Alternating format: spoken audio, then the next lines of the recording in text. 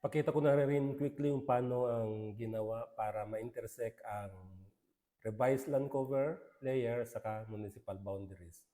Vector, geoprocessing tools, intersect, una yung land cover, and pangalawa yung municipalities and cities. Pwede natin baguhin yung columns na isama natin.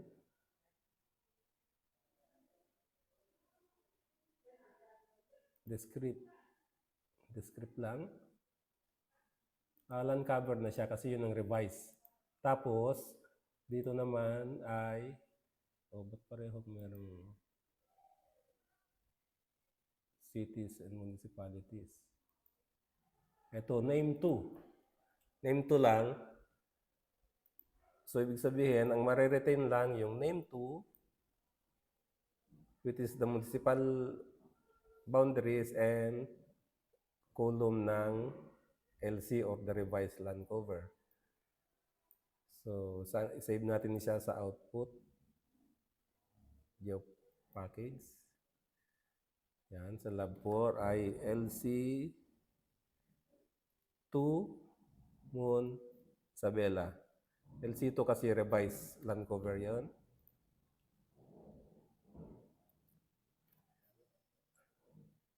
LC Moon. Okay? So, tingnan ko nga anong nangyari. Bakit ganun? So, LC Moon. At ang layer name niya ay LC Moon. Okay? Run. So, ito na ang output niya. Intersection ng municipality sa land cover. No? Tingnan natin yung symbology niya kung tama ba. LC. Classify. Okay. So, kukunti na lang yung land cover niya. Hindi gaya nung nauna kanina na napakarami pang land cover. Now, open natin yung attribute table. Compute ang area. So, area, hectare. Lagyan natin ng decimal and area divided by 10,000. Okay? Yan na siya. So, stop. Gagawin natin ngayon, export natin yung attribute table niya sa comma separated. So, comma separated lang, ibig sabihin attribute table lang ang masasave niya. Next ay LC cat 2. Yan ang file name ko. Okay. So, dun ko siya sinave sa C, June, second sem na yun, sa lab 4. Pwede kong piliin kung anong columns lang ang nandun. Yan. Okay na yan. So, open ko ngayon yung attribute table niya sa Excel. Saan ba yun? GIS. Labs, lab 4.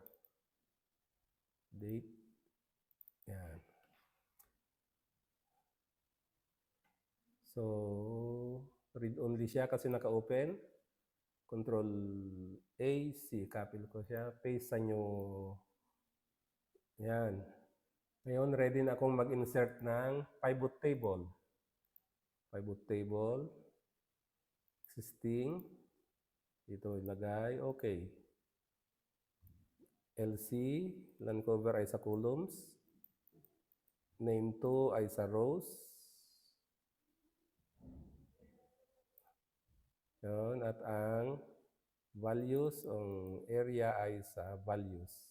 Yan. So, makikita nyo dito, mas simple na yung land cover. Forest, grassland, others, and grand total. Ang next na gawin natin dito ngayon ay copy-paste. Copy natin. Copy. Sa new sheet. Paste special values. Yan. Tapos, i-layout na lang natin ito ng maayos. No? Home. Format number. Format number 8. number. Gusto ko wala ng decimal places and may comma separator. So ito ang output natin na revised land cover map. Ito, gagawin ko na natin ito ay municipality. And so ito na, agriculture, forest, grassland, others. So yan na lang sasabit nyo sa akin ngayon in Excel file format.